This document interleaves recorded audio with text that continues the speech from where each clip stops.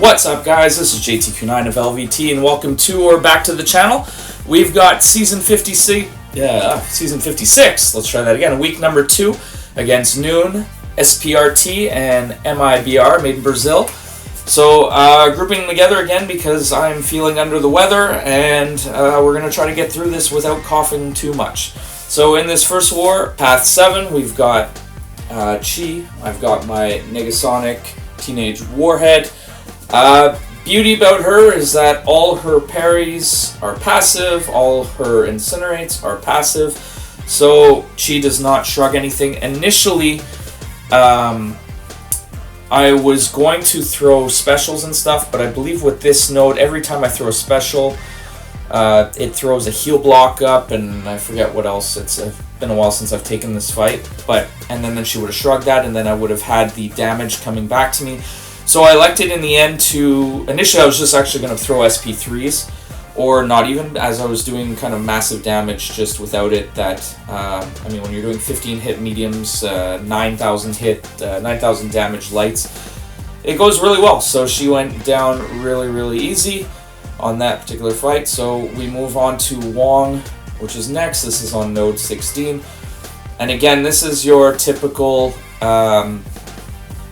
Titania fight. So the idea is to just build to an SP3 and then go heavy hammer in the corner. One of the things that I was supposed to pay attention to that I didn't necessarily, just because he was gaining power a little quicker than I would have liked, was anytime he throws a special, he gets a tranquilize up. So when I was going to use or activate my Haymaker with the tranquilize up, sometimes it wouldn't trigger, especially when I was throwing the SP3. And the idea was I was also trying to activate the Haymaker or throw my SP3s when I was pushing him over kind of 3 bars of power, because in that way I wouldn't take any damage. I did have an invul boost on here regardless, but you'll see kind of in a fight, in my, not the next fight you're going to see, but the fight after that when I'm playing against Destroyer, that this is a tactic that I employ a lot just to be a little safer in case, you know, invul boosts you know, don't do their thing, or if I've taken a hit somewhere else in there. It's just kind of like an extra fail-safe to have. But the other thing too is when he gets up to the 91 charges, you have to heavy counter him. I like to bait this SP1 as it's very easy to counter. Otherwise, you'll get yourselves into all kinds of trouble. So in this fight, I got myself... It wasn't the cleanest fight, I'm not gonna lie. But with that being said, so here's that heavy spam I was trying to do before, and I managed to get him down a good amount before he ends up, I think, yeah, he ends up throwing the SP3 with 2% left, which is annoying because... Did I take damage on this one? No, I didn't take damage. Okay, it wasn't so bad. Because I did have the other fight after this, and I don't know why I hesitated there before throwing the SP3, but we ended up getting him down with very little potions needed to heal up for my next fight. So only 5% is... So, all things considered, yes, time... Well, time this season hasn't necessarily been as much of a factor, fortunately. So, the most important thing is that we just don't die. So, on this next fight, on, I believe this was Path 5, node... Oh my gosh, what would that have been? 1823, I think, on node 23. So, this is a intercept protection node, where I have to intercept him to drop the protection, and then be able to do some better damage. So... Again, the good thing with Negasonic... Oh, I also have to watch out for the falter, that's true, if I don't hit within 6 seconds.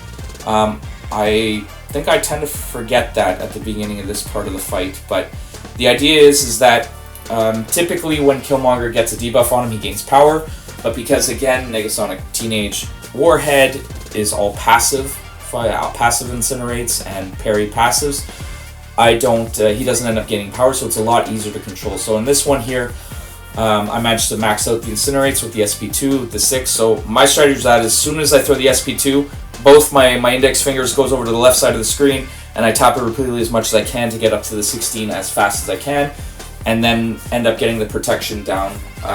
You can either by sidestepping, which is also like kind of the old school version of when you intercept, but I managed to get the intercept there, and then the incinerates kind of did the rest of the damage.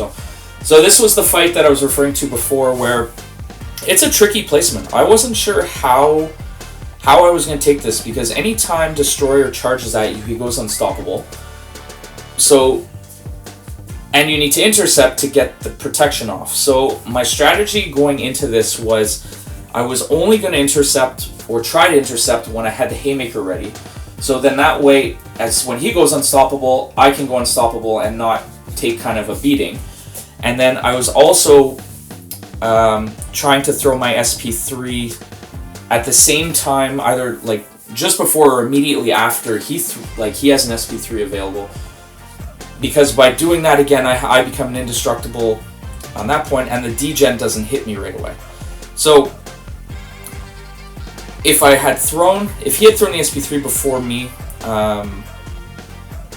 no, it ended up working this way. So anyways, so that ended up saving me a little bit of health, and I do that multiple times because honestly the SP2, when he goes unblockable, can do some significant damage. So I just figured it was safer. So in that case there, as you saw, I waited for the Haymaker to activate.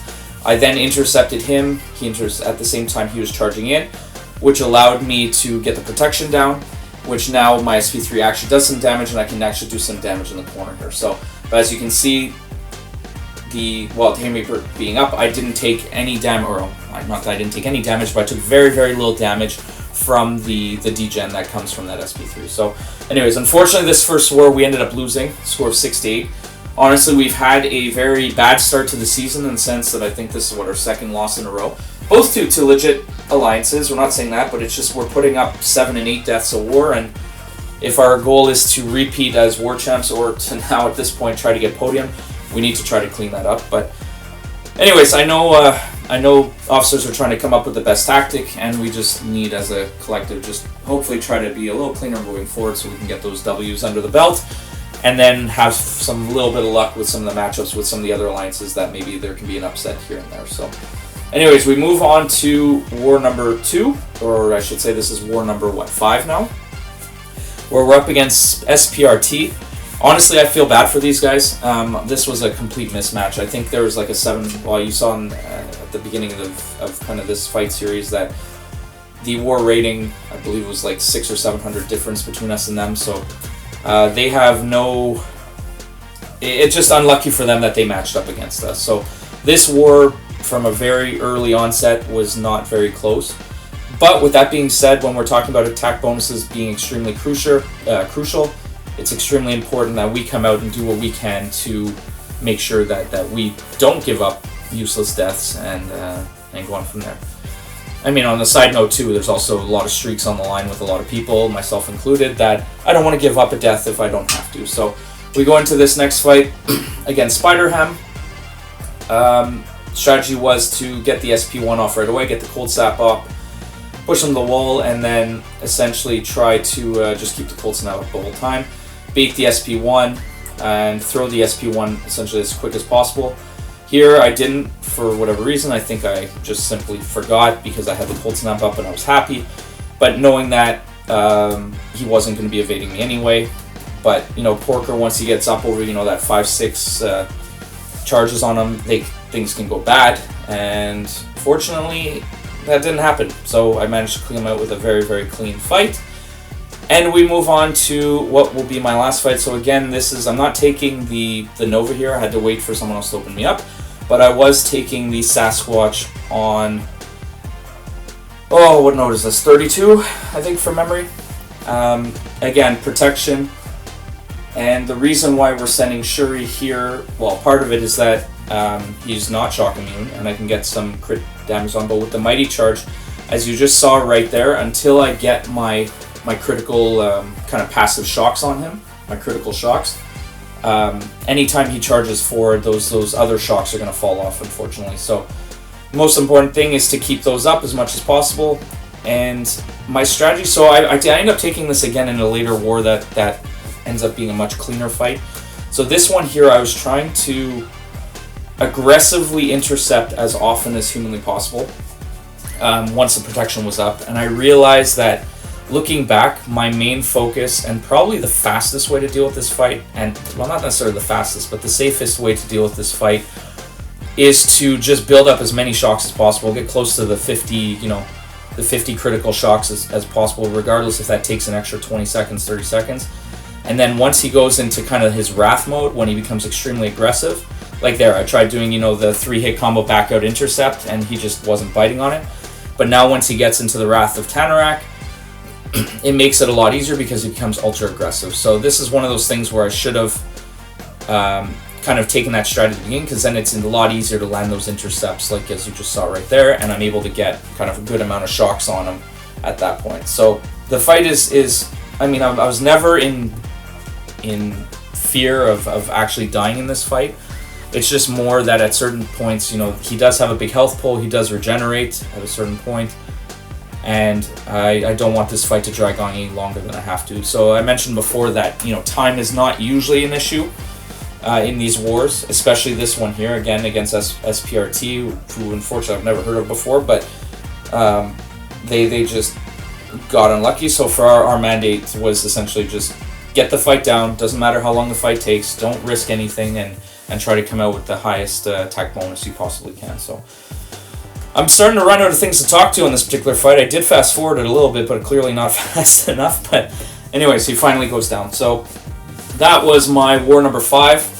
Again, went very well, and I think I show the score here. Yeah, so they ended up dying 41 times, and like I said, they're 3,700 rating to our 4,200, so 500 different, or 477 different.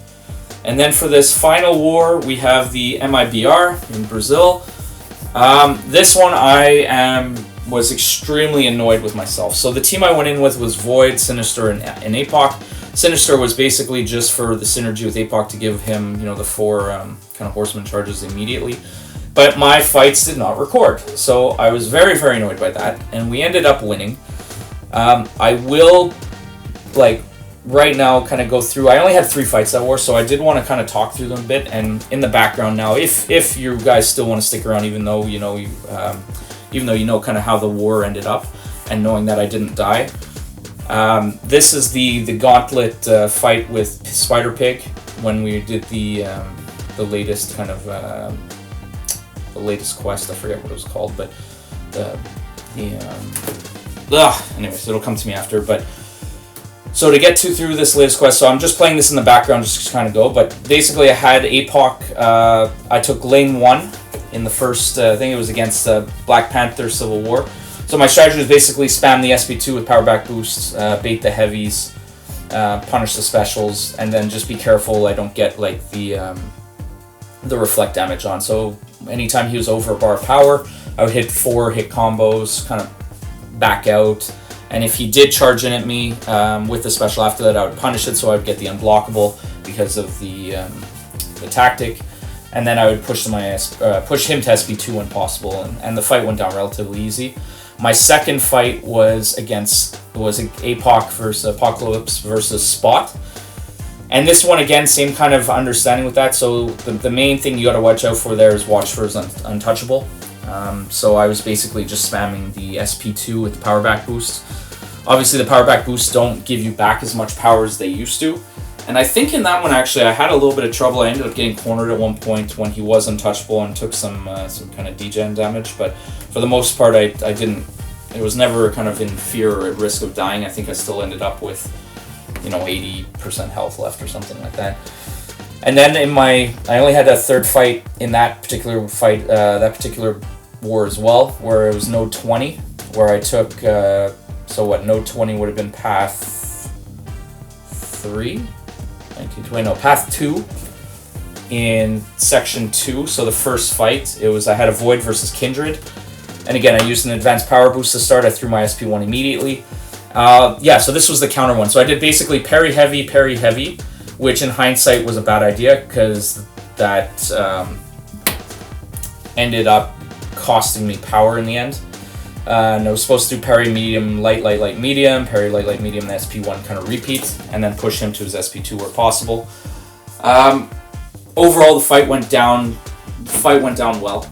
I had to, when I realized after like my second, I think SP1 that I threw, that I wasn't gaining any more power because I think I messed up one of the sequences that I wanted to do.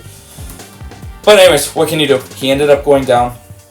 Again, so I think that extends, so that's this is war number 6 that I'm showing right now. So I think up to this point I was at 100, 89 streak so far. So I've got a pretty good streak going.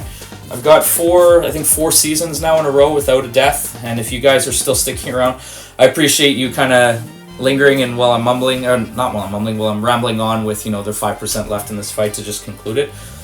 But yeah, I'll try to get the third week out shortly. I know I just finished up my war fights today. Everything went well, and we'll get you kind of the results in those actual fights. And I'll try not to miss recording again because I find it very annoying when that happens. So, anyways, thank you all for tuning in, and we will hope to catch you in the next one. Take care, guys.